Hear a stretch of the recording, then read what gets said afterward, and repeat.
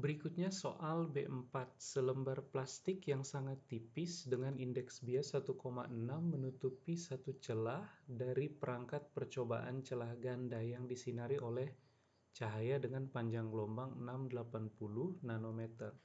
Titik pusat pada layar menunjukkan pola gelap, bukan pola terang seperti biasanya. Berapa ketebalan minimum plastik tersebut? Oke, jadi kalau kita bayangkan ini dua celah ganda, kemudian yang satu ditutup dengan selembar plastik dengan ketebalan tertentu. Jadi ketebalan ini tuh kita sebut sebagai S misalkan. Maka untuk ketebalan yang sama di bagian yang ini, di celah kedua, itu hanya ada udara saja. Jadi ini udara, yang ini adalah selembar plastik. Nah, kalau tidak ada selembar plastik, maka di pusat layar itu akan muncul terang. Tapi gara-gara kita taruh selembar plastik di celah yang pertama misalkan, maka yang pola di pusat layar itu malah jadi gelap. Artinya apa? Artinya selembar plastik ini menyebabkan pergeseran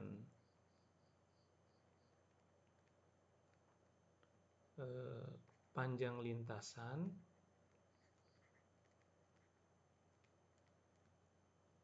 sebesar setengah panjang gelombang, supaya ketika sinar yang berasal dari selembar plastik ini dengan yang berasal dari udara tiba di pusat layar, mereka interferensinya akan destruktif bila selisih panjang lintasan mereka itu adalah kelipatan bilangan ganjil dari lambda per 2. Maka kita bisa bilang bahwa selembar plastik ini menyebabkan pergeseran panjang lintasan untuk cahaya yang melewati celah tersebut sebesar lambda per 2.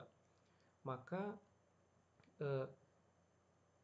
kita bisa hitung jumlah panjang gelombang yang terjadi ketika cahaya melewati selembar plastik ini. Jadi jumlah panjang gelombang ketika cahaya melewati selembar plastik ini, bila kita hitung selisihnya dengan jumlah panjang gelombang ketika melewati udara dengan tebal yang sama, itu akan sama dengan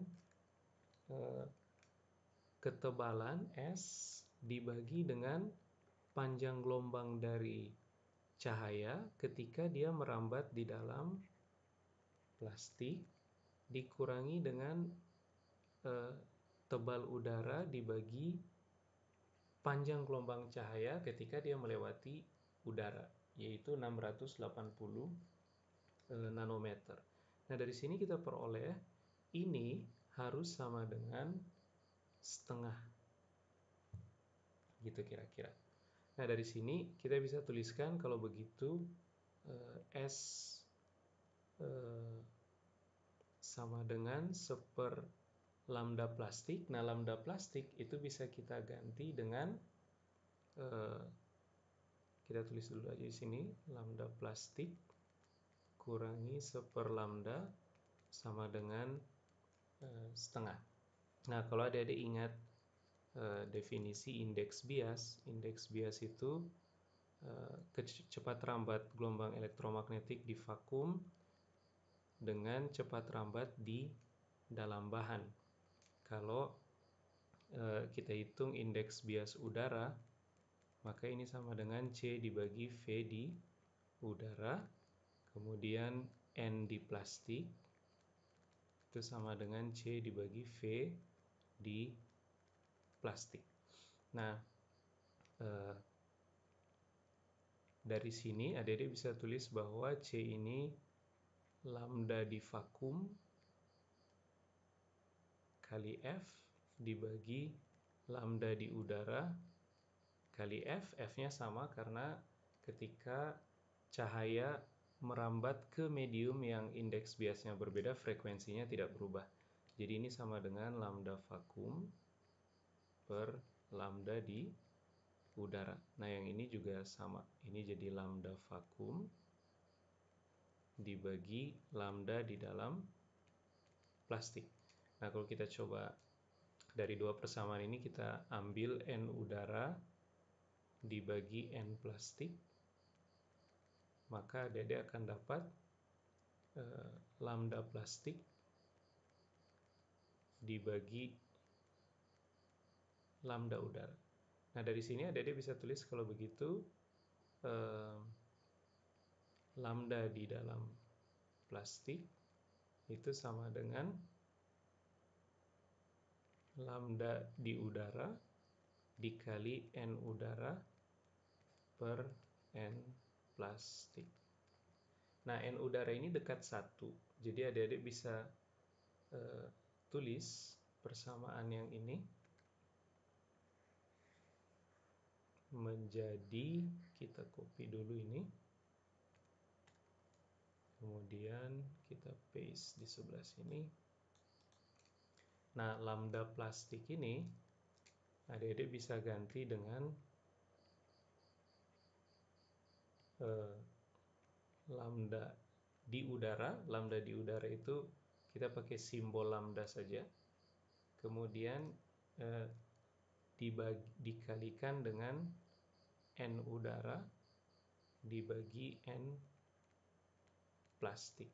Nah, tapi N udara sendiri itu hampir sama dengan N vakum, jadi kita bisa aproksimasi dia sekitar 1 lah, sehingga adik bisa tulis ini S dalam kurung seper lambdanya kita keluarkan saja, sehingga di dalam kurung tinggal N plastik dikurangi 1, dan ini mesti sama dengan setengah.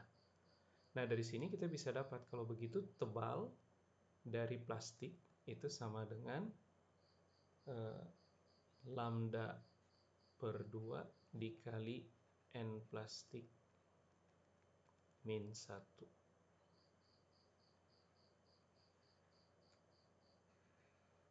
Nah, kita tinggal substitusikan nilai lambda, yaitu 680 nanometer, dan N 1,6. Dari situ kita bisa dapat tebal plastiknya berapa.